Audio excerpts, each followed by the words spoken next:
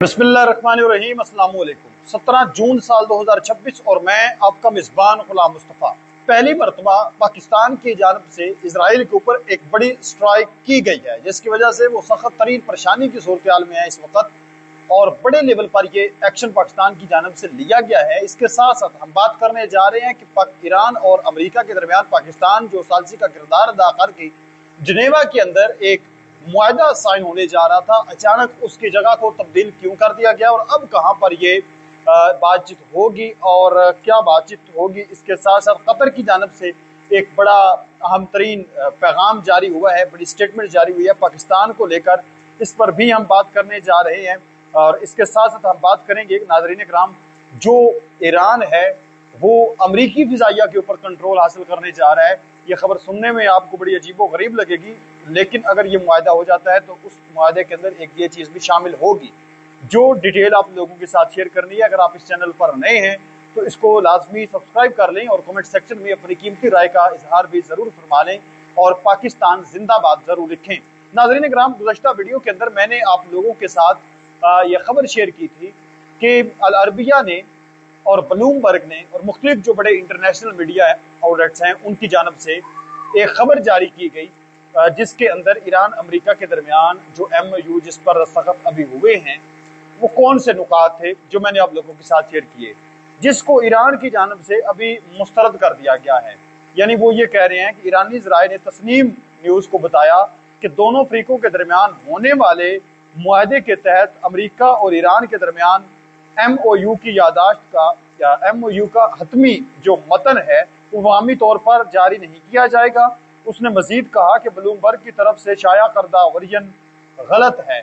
यानी कुछ जो नुकात मैंने आप लोगों के साथ अल अरबिया के शेयर किए थे, ब्लूमबर्ग के भी तकरीबन सेम वही नुकात थे जो गुज़श्ता वीडियो में मैंने आप लोगों को बताया भी था, हवाला भी दिया था कि अल अरबिया ये दावा कर रही है कि इन नुकात के ऊपर जो MOU है उस पर दस्तखत हुए हैं, लेकिन अभी इस चीज़ को जुटला दिया गया है। ट्रंप ने कहा था कि अलबत्ता जुमे के रोज तक जारी कर दिए जाएंगे, जबकि ईरान ये कह रहा है कि ये जारी नहीं किए जाएंगे। नाजरीन मोहतरम, अभी मैं आप लोगों को बताऊं तो जगह जो है वो तब्दील हो चुकी है। आप लोग जानते हैं कि पाकिस्तान ने ऐलान किया था कि स्विट्जरलैंड जनेवा के अंदर जो है वो बाकायदा एक तकरीब का इनेकाद किया जाएगा 19 जून जुमातुल मुबारक को, लेकिन अभी टाइम तो वही है लेकिन डेट भी वही है, लेकिन जो लोकेशन है उसको चेंज कर दिया गया है। अमेरिका ईरान मुआहदे के दस्तखत की तकरीब की जगह को बर्गन स्टॉक रिजॉर्ट मुंतकिल कर दिया गया है। यह भी स्विट्जरलैंड के अंदर ही मौजूद है। जबकि ट्रंप की शिरकत के हवाले से अगर हम बात करें तो ट्रंप की शिरकत जो है वो अभी भी गैर यकीनी ही बताई जा रही है। स्विट्जरलैंड की बर्गन स्टॉक रिजॉर्ट जो कि लोसरम के करीब पहाड़ी इलाकों में वाक़े है, 19 जून 2026 जुमा को अमेरिका और ईरान के दरमियान मेमोरेंडम ऑफ अंडरस्टैंडिंग यानी MOU या अबूरी मुआहदे की दस्तखत तकरीब होने वाली है। ये मुआहदा मशरक़ वस्ता की जंग ख़त्म करने, सीज़फायर और इसके साथ साथ आबना हरमज़ को खोले जाने और पाबंदियों में नरमी और इलाकाई इस्तेहकाम पर मबनी होगा, जिसके अंदर JD वांस जो हैं वो तो शमूलियत इख्तियार करेंगे जो कि नायब सदर हैं, नायब ट्रंप के। इसके अलावा ट्रंप जो है उसके हवाले से अभी हतमी जो है वो बात सामने नहीं आई कि वो लाजमी शिरकत करेगा या फिर नहीं करेगा। पहले जो है वो जगह थी जनेवा स्विट्जरलैंड, ये जगह इब्तदाई तौर पर तय थी और ईरान की तरफ से तरजीह दी जा रही थी क्योंकि जनेवा मल्टी लैटरल सफारतकारी का अहम मरकज है और जोहरी मुआहदे जैक्वा की बातचीत भी यहाँ पर हुई थी जो अमेरिका और ईरान के दरमियान और जिसके दरमियान और भी कुछ आम तरीन मुमालिक ने शिरकत की थी। 2015 के अंदर जो है ये मुआहदा हुआ था, एटमी मुआहदा ही था। ये भी ईरान के एटमी असासों को लेकर था, जो मतलब अफसदा यूरेनियम उसके पास मौजूद है, एटमी असासे तो भी उसने बनाने हैं। तो ये जैकबा जो है ये भी यहाँ पर हुआ था, तो इस वजह से ईरान कहता था कि ये मुआहदा भी यहाँ होना चाहिए। लेकिन अब जो है इसको बर्गन स्टॉक जो है रिजॉर्ट जो कि लूसरन झील के बिल्कुल करीब है, पहाड़ी इलाका है, वस्ती स्विट्जरलैंड है, जहाँ पर इसको मुंतकिल किया गया। और वजह यह है कि सिक्योरिटी वजूहात, ये जो रिजॉर्ट है ये बहुत खूबसूरत मगर मुश्किल रसाई वाला मकाम है, 3 तरफ से पानी से घिरा हुआ है। इसे आसानी से सेल ऑफ किया जा सकता है, जो आला सतह के सफारतकारी तकरीब के लिए बेहतरीन है।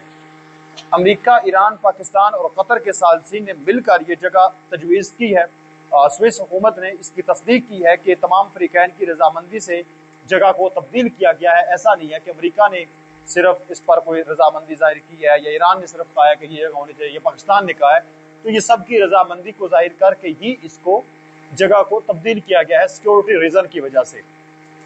دوسری طرف ناظرین محترم، ایک خبر یہ بھی اس وقت سامنے آ رہی ہے جو غیر مصدقہ ہے، یعنی کچھ تصدیق تو کی جا رہی ہے، بہرحال خبر یہ ہے کہ Iran will purchase over 100 Boeing aircrafts from the United States if a final agreement is reached between the two۔ اگر دونوں ممالک کے درمیان حتمی معاہدہ طے پا گیا تو ایران امریکہ سے 100 سے زائد بوئنگ طیارے جو ہے وہ خریدے گا۔ جو میں نے شروع میں آپ لوگوں کو کہا تھا کہ ایران جو ہے وہ امریکی فضائیہ پر کنٹرول، صاحب ظاہر ہے امریکہ کے طیارے ہوں گے نا، تو جب ایران کے حوالے ہوں گے تو ایران اس پر کنٹرول تو حاصل کر لے گا۔ تو یہ جو ہے ایک بڑا معاہدہ جو ہے، ایک بڑی چیز ہو سکتی ہے۔ کل تک جن کی آپس میں شدید ترین بدترین قسم کی جنگ، ایک دوسرے کو ختم کرنے کی دھمکیاں، اور پھر اس قدر اگر آپس میں ایک لین دین کا سلسلہ شروع ہو جاتا ہے، تجارت کا سلسلہ شروع ہو جاتا ہے، تو یہ بڑی حیران کن صورتحال ثابت ہو سکتی ہے۔ پر یہ اچھی چیز ہے، آپس میں تعلقات بہتر ہونے چاہیے۔ دنیا پورے تباہ حال ہو گئی اس جنگ کی وجہ سے، تو جنگیں جو ہیں وہ رکنی چاہیے، کسی مقصد کی جنگ ہونی چاہیے۔ اس کے ساتھ ساتھ پاکستان نے اسرائیل کی درخواست کو سرکاری طور پر مسترد کر دیا ہے۔ جی ہاں ناظرین کرام، پاکستان کی جانب سے یہ بڑی سٹرائک کی گئی ہے کہ اسرائیل امریکہ ایران دستخط تقریب میں شرکت یا رسائی حاصل کر سکے، یعنی اسرائیل کی کوشش تھی کہ وہ ایم او یو میں حصہ لے سکے، لیکن پاکستان نے اس کو مسترد کیا، اور امریکہ نے بھی اسرائیل کی درخواست کو مسترد کر دیا کہ اسے معاہدے کا مکمل متن دیکھنے دیا جائے، یعنی وہ متن چاہتا تھا، امریکہ نے کہا کہ ہم تمہیں متن نہیں دکھا سکتے۔ پاکستان کے حوالے سے پاکستان چونکہ اس معاہدے کا عام ترین ثالث ہے، اسرائیل نے تقریب رسائی یا شرکت کی درخواست کی تھی جسے مسترد کر دیا گیا۔ تقریب صرف متعلقہ فریقین یعنی امریکہ، ایران، پاکستان، قطر اور سوئس میزبان کے لیے ہی ہے۔ اسرائیل اس معاہدے کا فریق نہیں ہے، اس لیے اسے نہیں بلایا گیا اور اس کی درخواست کو بھی مسترد کر دیا گیا ہے۔ اسرائیل اس معاہدے سے ناراض ہے کیونکہ اسے اس عمل میں شامل نہیں کیا گیا۔ اسرائیل کا کہنا ہے کہ وہ اس معاہدے سے پابند نہیں اور اپنے مفادات یعنی لبنان، ایران کی میزائل پروگرام وغیرہ کے مطابق کارروائی جاری رکھے گا۔ پاکستان نے واضح کیا ہے کہ یہ دو طرفہ معاہدہ ہے اور دیگر ممالک کو بلانے کا کوئی ارادہ نہیں ہے۔ تو یہ پاکستان نے اس پر جھرلو پھیرا ہے اور پاکستان عام ترین رول پلے کر رہا ہے۔